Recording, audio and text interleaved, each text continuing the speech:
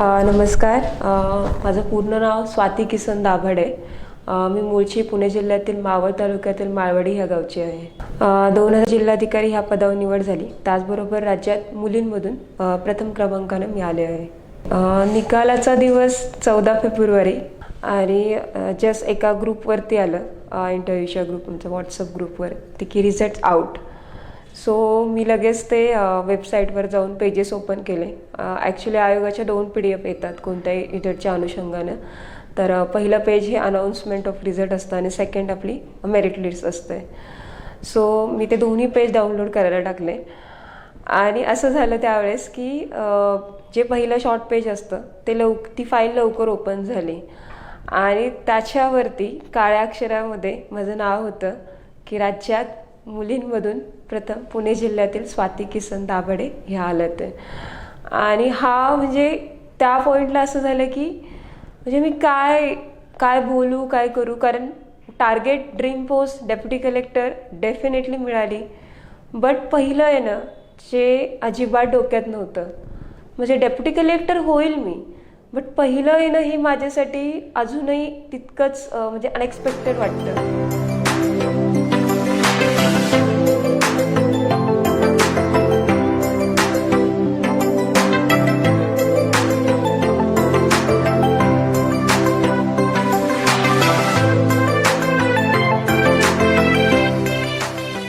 माझे आईवडील शेती करतात, म्हणजे शेती इन सेन्स एक 7-8 वर्षापासून शेती करतात. त्याआधी त्यांना शेती नव्हती. सो वडिलांची एक वडापावची एक छोटी टपरी असते त्या टाईप होतं आणि आईचा भाजीचा धंदा. तर माझं लहानपण म्हणजे बालपण मी पूर्ण त्या जे छोटंसं जी टपरी होती वडापावची त्याच्यामध्ये गेलं आहे, किंवा ते भाजीचा स्टॉल तिथंच माझं बालपण गेलं आहे. कारण शाळेतून येऊन तिथं बसायचं आणि तिथेच जो काही अभ्यास करायचा आणि संध्याकाळी घरी जायचं त्या ह्याच्यातनं. तर माझं 10वीपर्यंतचं शिक्षण मी त्या हॉटेलमध्येच केलं आहे. वडापावची टपरी होती तिथेच माझं झालेलं आहे. पण मला एक नेहमी गोष्ट, मला त्या प्रोफेशनबद्दल आजही तितकाच आदर आहे की कोणतंही प्रोफेशन हे कमी किंवा मोठं नसतं. ते तुमच्यासाठी तुम्हाला जर मोठं करत असेल किंवा तुमची बाजू सावरत असेल तर ते प्रत्येक प्रोफेशन ते रिस्पेक्टफुल असतं. आणि मला वाटतं मी ते ज्या काळात केलं आहे किंवा ते ज्या काळात मी जे अनुभवलं त्याच्यामुळे आज मी इथं आहे. ती जाणीव माझ्या मनात आताही आहे आणि शेवटपर्यंतही असेल. सो आणि एक 7-8 वर्षापूर्वी शेतीला जेव्हा लागले, डेफिनेटली म्हणजे आजही माळवाडी गावामध्ये असं म्हटलं जातं माझ्या गावामध्ये की प्रगतशील शेतकरी म्हणून आज एक 7-8 वर्षाच्या शेतीनं माझ्या आईवडिलांना टायटल दिलं आहे. कारण जी 2 एकरची शेती आहे त्याच्यामध्ये विविध भाजीपाल्यांचं उत्पादन घेतलं जातं. आणि एक विशेष म्हणजे माझे वडील जो काही माल पिकवतात तो कधी दलालाला वगैरे देत नाही. म्हणजे सकाळी तो जो काही माल आहे तो तोडायचा आणि संध्याकाळी मार्केटला स्वतः जाऊन विकायचा. म्हणजे शेतकरी ते ग्राहक हा जो संबंध आहे तो माझ्या कुटुंबाकडून खूप चांगल्या प्रकारे जपला जातो. माझं प्राथमिक शिक्षण जिल्हा परिषद प्राथमिक शाळा माळवाडी येथं झालं. त्यानंतर 5वी ते 10वी माझं माध्यमिक शिक्षण हे रामभाऊ फुर्डकर विद्यानिकेतन येथे पूर्ण झालं. म्हणजे 2006 साली माझी 10वी झाली. त्यानंतर मी 11वीला इंद्रायणी महाविद्यालय तळेगाव दाभाडे येथे सायन्स शाखेमध्ये प्रवेश घेतला. सायन्समध्ये ह्या हेतूने घेतला होता की पुढे काहीतरी ॲटलिस्ट इंजिनियर वगैरे हे त्यावेळेस एक डोक्यामध्ये होतं. तर त्या दृष्टिकोनातून मी सायन्सला घेतलं होतं. सर 11वी-12वी माझी सायन्समध्ये झाली 2008 साली. बट त्यावेळेस असं झालं की म्हणजे माझ्या बहिणीचंही शिक्षण 12वीपर्यंतच झालं होतं आणि एक मी ज्या ग्रामीण भागामध्ये येते, म्हणजे भलेही तो पुण्यालगतचा भाग असेल, पण आमच्या तिकडे मावळ तालुक्यामध्ये आजही वास्तविक स्थिती अशी आहे की मुलींना फार फार तर 12वीपर्यंत शिकून दिलं जातं, किंवा जरी उच्च शिक्षणामध्ये त्या गेल्या तरी गळतीचं प्रमाण जास्त आहे. मग मीही त्याच बॅकग्राऊंडमधून बिलॉंग करत होते, तर माझं शिक्षण त्यावेळेस थांबलं.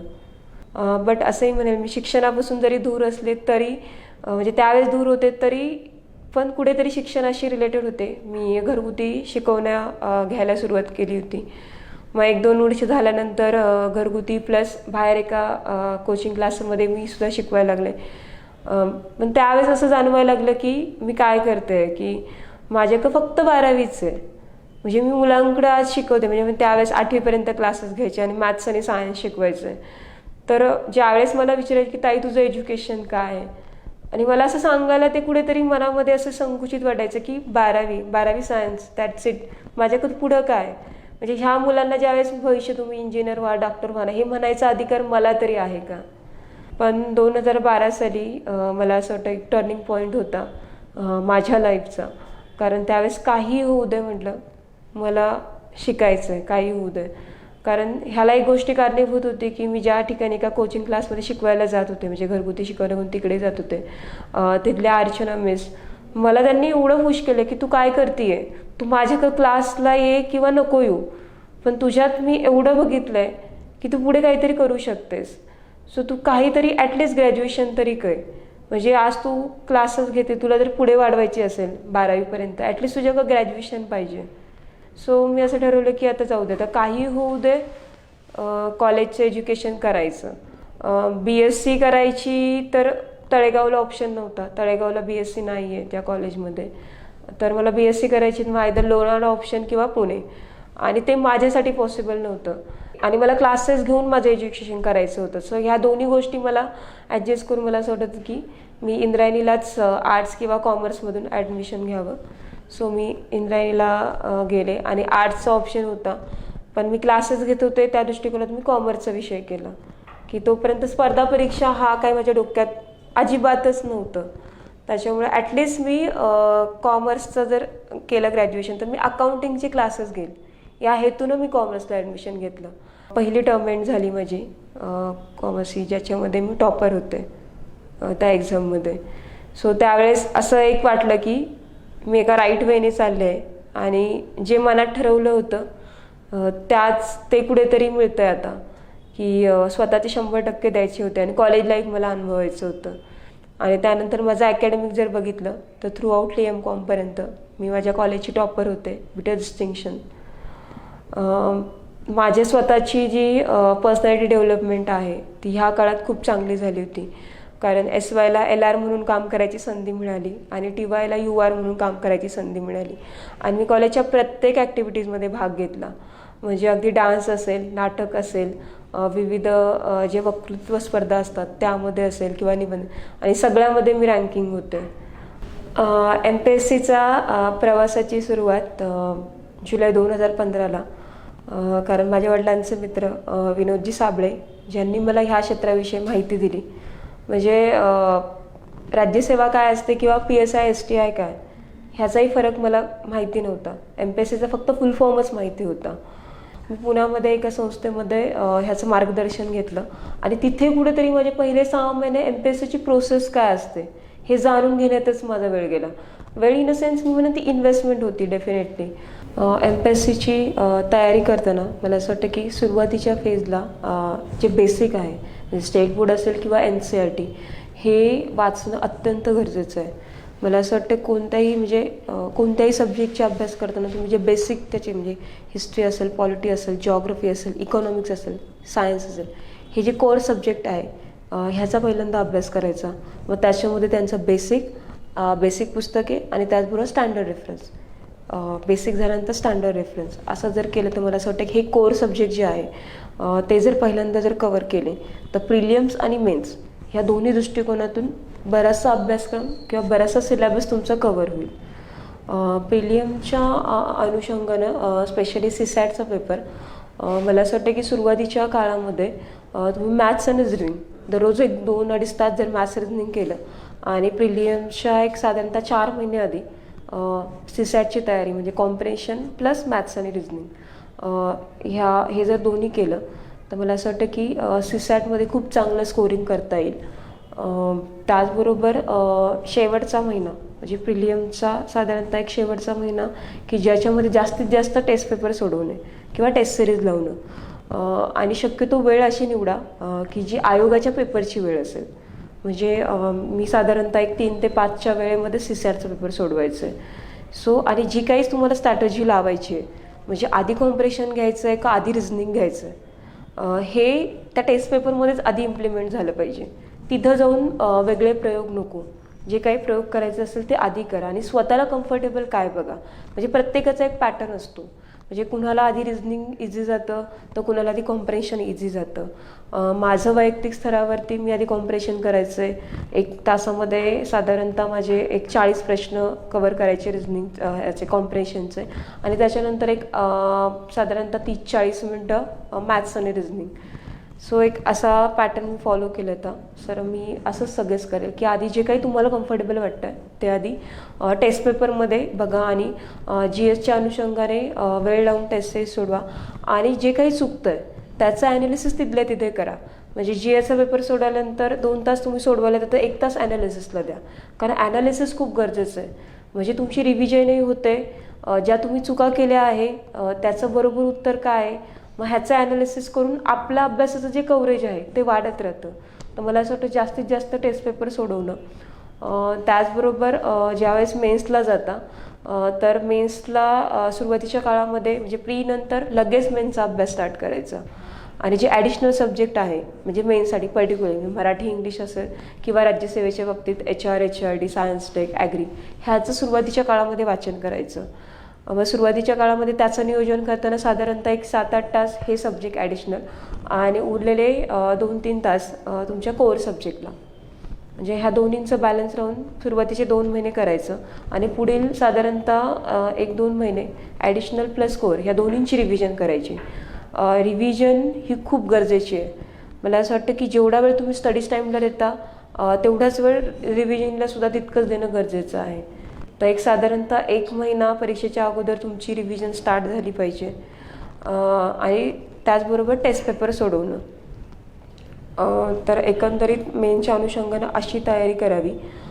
इंटरव्ह्यूच्या बाबतीत असं म्हणेल की पहिला जे तुमचा बायोडेटा आहे त्याच्यावरती काम करणं आणि थिंक प्रेझेंट करायला शिका. म्हणजे MPSC ही ऑब्जेक्टिव्ह प्रोसेस आहे आणि आपलंही माइंड कुठेतरी 4 ऑप्शन बघणं आणि त्याच्यावरनं सिलेक्शन करणं. त्याच्यामुळे जी थिंकिंग प्रोसेस असते कदाचित किंवा ॲनालिटिकल जी प्रोसेस आहे ती कुठेतरी आपल्यामध्ये कमी असू शकते UPSC करणाऱ्यांच्या तुलनेमध्ये. सो तर इंटरव्ह्यूची तयारी करू शकताना ते ॲनालिटिकल जे माइंड आहे ते जास्तीत जास्त डेव्हलप करा. ओपिनियन बिल्ड करा जास्तीत जास्त. कारण इंटरव्ह्यू हा तुमच्या ज्ञानापेक्षा तुमच्या ओपिनियन आधारित किंवा तुम्ही एखादी गोष्ट थिंक कशी करताय आणि प्रेझेंट कशी करताय तर त्या अनुषंगाने इंटरव्ह्यूची तयारी करावी. आणि इंटरव्ह्यूला म्हणजे कॉन्फिडंटली राहा. म्हणजे येत असेल तरी आणि नाही येत असेल ते सुद्धा कॉन्फिडंटली सांगा. सो तुमचा कॉन्फिडन्स कधी लूज नका होऊन देऊ. कारण ज्यावेळेस तुम्ही इंटरव्ह्यूला जाता तर एक गोष्ट ध्यानात ठेवा की मी इंटरव्ह्यूला क्वालिफाय होते, नक्की माझ्यात काहीतरी ते पोटेन्शियल आहे म्हणून मी क्वालिफाय होते. तर स्वतःला अंडर एस्टिमेट नका करू आणि कॉन्फिडंटली जा. जे येतं आहे तेवढं सांगा. नाही येत ऑनेस्टली कबूल करा. मला असं वाटतं ती ऑनेस्टली तुमच्या इंटरव्ह्यूमध्ये रिफ्लेक्ट होईल आणि पॅनल मेंबरसुद्धा त्याला ॲप्रिशिएट करतील. करंटसाठी ॲक्च्युली पृथ्वी मॅगझिनवरती पण असतं ते स्पर्धा परीक्षासाठी एक नंबर 1 एक मासिक आणि मला वाटतं ते तितकंच खरं आहे. कारण मी करंटचा पूर्ण अभ्यास पृथ्वी परिक्रमामधून केलेला आहे आणि त्याचबरोबर मला असं परिक्रमाचा फायदा झाला की करंट प्लस त्यातनं GS कारण बॅकग्राऊंड पण असतं त्या सब्जेक्टचं किंवा पर्टिक्युलर थिंगचं. तर GSच्या अभ्यासालाही ते तितकंच फायदेशीर आहे. आणि मी STIच्या टेस्ट सिरीजसाठी होते STI मेनच्या तर त्याचाही मला फायदा झाला स्पेशली टाईम मॅनेजमेंटसाठी. तर माझा ह्या एकंदरीत तयारीमध्ये पृथ्वी अकॅडमीचं सहकार्य लाभलं आहे. त्याचबरोबर मुलाखतीच्या तयारीसाठी विश्वनाथ पाटील सरांचं मला मार्गदर्शन लाभलं आहे. वेळोवेळी त्यांनी ज्या माझ्या करेक्शन्स सुचवल्या होत्या आणि मला त्या करेक्शनचा निश्चितच मला फायनल इंटरव्ह्यूमध्ये फायदा झाला. नेहमी रिझल्टचा दिवस डोक्यात ठेवायचा. थोड्या वेळासाठी तुम्हाला ताण येऊ शकतो, तणाव येऊ शकतो, तर it's okay, it's natural process आहे. सो तुम्ही फक्त त्याला सामोरे जा, म्हणजे फेस करा. म्हणजे एखाद्या वेळेस तुम्हाला अभ्यास नाही करूशी वाटलं लायब्ररीमध्ये तर उठा, यूट्यूबवरचे व्हिडिओज बघा किंवा बाहेर हिंडा, पण रिझल्टचा दिवस डोक्यात असू द्या. कारण आपला रिझल्टचा दिवस जर डोक्यात असेल तर मला असं वाटतं जो काही ताण वगैरे आपण येतो तो तिथल्या तरी येतो. कारण आज जर अभ्यास केला तर तेव्हा रिझल्ट येईल. सो तुमचा रिझल्टचा दिवस नेहमी डोक्यात ठेवा, जो प्रिलियम्स असेल, मेन्स असेल किंवा इंटरव्ह्यू असेल, आणि त्या अनुषंगानेच तयारी करा. शेवटी तुमचं यश हे तुमच्या अभ्यासावरती मिळणार आहे. त्याच्यामुळं ह्या काळात तुम्ही जास्तीत जास्त किती अभ्यास करताय, किती क्वालिटेटिव्ह करताय हे जास्त गरजेचं आहे. आणि मला असं वाटतं तिथे जर तुम्ही तुमच्या स्टडीवरती जास्त फोकस केला तर यश नक्की तुमचंच आहे. कोणतंही यश मिळवण्यासाठी फक्त तुमच्या मेहनतीची गरज असते, पण मेहनतही करा, पण स्मार्ट वर्कही तितकंच गरजेचं आहे. तर मला असं वाटतं की यशाचा विचार करताना नेहमी आपण किती मेहनत घेतो आहे आणि ती योग्य दिशेने आहे का ह्याचा जर विचार केला तर मला असं वाटतं की यशापर्यंत तुम्ही लवकरात लवकर पोचाल. आणि विशेषतः मुलींसाठी मी म्हणेल की तुम्हाला काही गोष्टींसाठी विरोध होईल, पण त्या विरोधाला न जाणता स्वतः खंबीर राहा. कोण काय म्हणतंय किंवा आईवडिलांना काय फेस करावं लागतंय ह्याचा विचार न करता तुम्ही तुमच्या टार्गेटवरती फोकस करा. आणि जेव्हा टार्गेट अचीव होईल तर नक्कीच जग तुम्हाला बदललेलं दिसेल. त्या यशाचा ते जे ड्रीम आहे ते सतत पाहण्याचा प्रयत्न करा आणि मला वाटतं ते तुम्हाला तिथपर्यंत घेऊन जाईल. MPSC करणाऱ्या सर्व विद्यार्थ्यांना खूप खूप शुभेच्छा देते ह्या प्रवासासाठी. प्रवास खूप सुंदर आहे. एन्जॉय करा ही फेज आणि स्वतःचे 100% द्या.